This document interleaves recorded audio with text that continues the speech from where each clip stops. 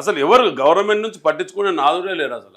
ఇప్పుడు అర్ధరాత్రి నుంచి సమ్మె నడుస్తున్నదా? నడుస్తుంది, 100% సమ్మె నడుస్తుంది. ఓకే. కాకుంటే వీళ్ళు ఏం చేస్తున్నారు అంటే మహాలక్ష్మి పేరు మీద వట్టిగానే ఒక ప్రైవేట్ పిఎస్బి డ్రైవర్ని తీసుకుపోయి బస్సులు నడుపుతున్నారు, మహాలక్ష్మి అని చెప్పి బోర్డు పెట్టేశారు.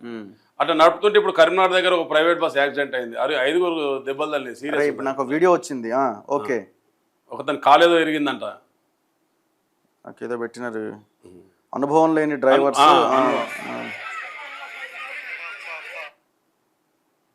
అసలు చెప్పేటి ఒకటి చేసేది ఒకటి.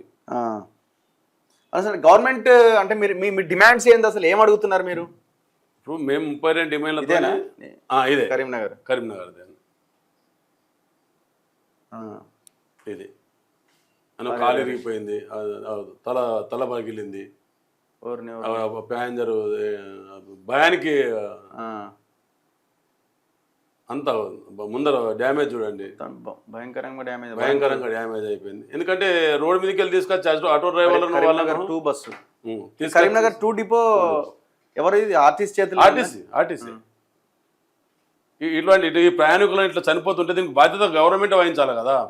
ఇప్పుడు అనుభవజ్ఞులు తీసుకొస్తేనే ఏం కాదు, ఇప్పుడు మా బస్సులు నడపాలని చెప్పి సమ్మెను ఎట్లా విచ్ఛిన్నం చేయాలనే ఉద్దేశంతో చేస్తే రేపొద్దున దీనికి బాధ్యత ఎవరు వహించాలా? ట్రాన్స్పోర్ట్ మినిస్టర్, గవర్నమెంట్ బాధ్యత వహించాలా. ఎవరైనా చనిపోతే మాత్రం మేము ఎట్టి పరిస్థితుల్లో వాళ్ళని బాధ్యత చేస్తాం. ఎందుకంటే సో ఏం డిమాండ్స్ ఉన్నాయి మీకు, ఏం అడుగుతున్నారు? మేము ఏదైతే వాళ్ళు మొదట మనకు బీఆర్ఎస్ పెట్టేటప్పుడు 55 రోజులు 5/10/2019 రోజు సమ్మె చేసినాము, వాళ్ళు సతాయించని మిమ్మల్ని మీకు ఏం డిమాండ్ చేయాలని చెప్పేసి వీళ్ళు ఎన్నికలకు పోయేటప్పుడు ఒక 6 గ్యారంటీలు ఇచ్చింది మాకు కూడా.